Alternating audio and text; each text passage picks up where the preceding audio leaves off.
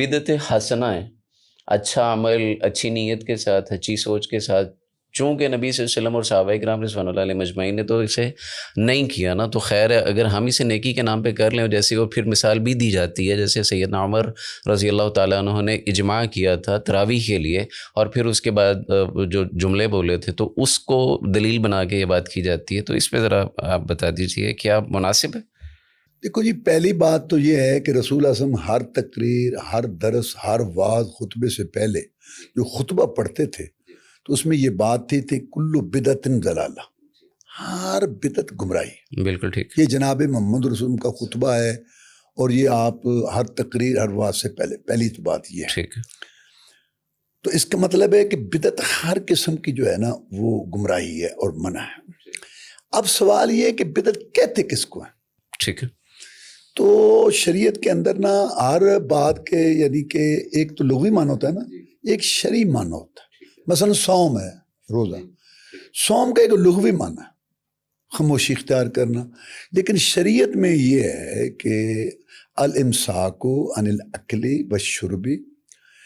والجماع من طلوع الفجر الی غروب الشمس، یعنی کھانے پینے جماع سے رکنا طلوع فجر سے لے کے غروب شمس تک، یہ شرعی معنی ہے۔ یہ شرعی معنی ہو۔ تو بدعت کی جو ایک لغوی معنی ہے، ایک اصطلاحی معنی ہے۔ ٹھیک ہے۔ ہر وہ کام جو قرآن حدیث سے نہیں ثابت، جیسے شیخ صاحب نے فرمایا کہ ضرورت کے باوجود نہیں کیا، جی بالکل صحیح، اور ثابت نہیں ہے، اس کو ثواب سمجھ کے کرنا، یہ ہے بدعت۔ ٹھیک ہے۔ پہلی بات تو یہ طے ہو جائے نا کہ بدعت کون سی ہے جو جس کو اسلام وہ منع کر رہا ہے، ایک بات۔ اور یہی وجہ ہے کہ سارے جتنے امام نے، سارے محدثین نے، سارا یہ اس پہ بدعت پہ، مذمت پہ سارا کتابیں بھی موجود ہیں۔ جی بالکل ٹھیک۔ اچھا، پھر یہ جو ہے نا، یہی وجہ ہے کہ امام مالک رحمہ اللہ نے فرمایا ہے کہ جو آدمی سمجھتے ہوئے بھی کہ رسول اللہ صلی اللہ علیہ وسلم نے یہ کام نہیں کیا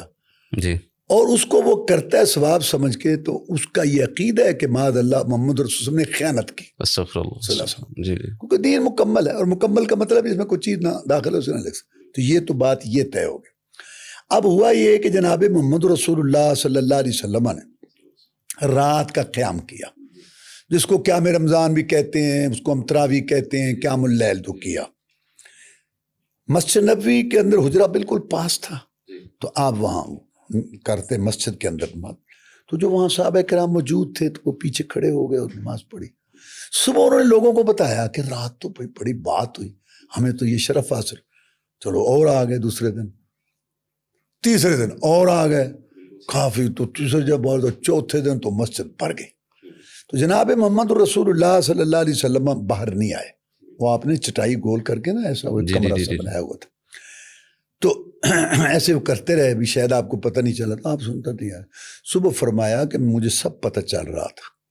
تو میں اس لیے نہیں آیا کہ تم پر فرض نہ کر دی جائے۔ بالکل ٹھیک۔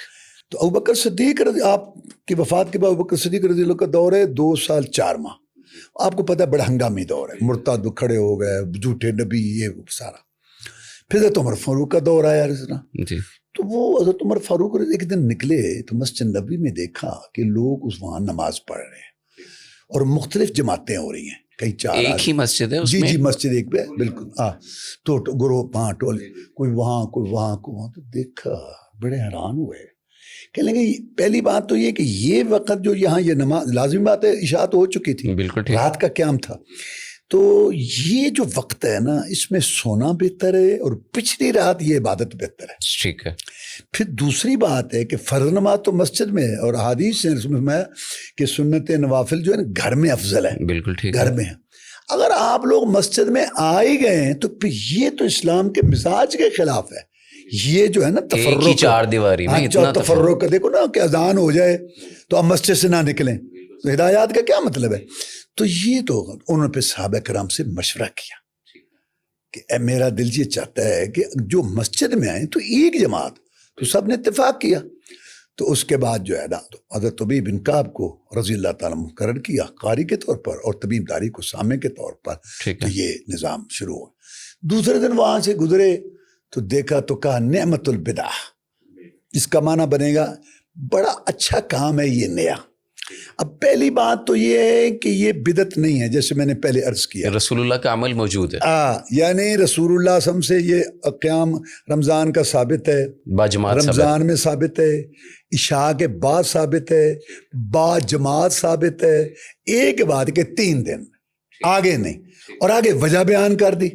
کہ یہ مجھے اچھا لگتا ہے کہ کہیں میں اس لیے نہیں آیا کہیں تو پر یہ فرض نہ کر دی، بالکل صحیح، چونکہ رسول صاحب جب وفات پا گئے چلے گئے تو یہ خدشہ نہیں رہا کہ جبریل آئے گا اور آگے اور کا یہ کہے گا، تو اب چونکہ وہ تو چیز نہیں تھی تو وہی چیز جو رسول اللہ صلی اللہ علیہ وسلم میں دور تھی اور اس وجہ سے وہ چھوڑ دی گئی تھی، اس کو چونکہ نئے سرے سے کیا تو یہاں لغوی معنی ہے بدعت کا، ورنہ وہ جو رسول اللہ نے کہا نا سسم کلو بدعت، کیسے ہو سکتا ہے کہ عمر فاروق جس کو رسول اللہ صلی اللہ علیہ وسلم ہر خطبے میں کہیں کلو بدعت ضلالہ اور وہ بدعت کرے؟ دراصل یہ کام پہلے موجود تھا، بدعت نہیں ہے، چونکہ اب ایک میں اس کی مثال دیتا ہوں، یہ جو ہے نا راستہ بنانا ٹھیک ہے، حدیث سے ثابت ہے، جیسے کہ ایمان کی نشانی ہے راستہ بنانا۔ اب جہاں پانی ہے، کیچڑ ہے، کچھ ایسا وہاں روڑے وغیرہ پڑے ہیں، ایک آدمی آ جاتا ہے کسی لے کے، اور یار ادھر آؤ، اور تو بھی آ یار آ رہا، سر کرتا اب مٹی بار اٹھا آیا، ایک آدمی کہتا ہے تو نے یار بڑا اچھا نیا کام شروع کیا، یہ نیا نہیں ہے، یہ رسول اللہ صاحب پہلے سے موجود تھا، بس اس نے اب جنہوں پنجابی کہتے ہیں نا آر کیتا ہے، یا اس نے یہ اب یہ ہے اصل بات، جیسے جہاد ہے مثلا، جہاد قرآن حدیث میں ثابت ہے بات، اب لوگ حافظ سعید صاحب کو متعلق کہتے ہیں کہ یار انہیں بڑا اچھا کام ہے بھائی شروع کیا، بھائی حافظ سعید صاحب نے شروع کیا ہے، یہ چیز پہلے سے موجود ہے۔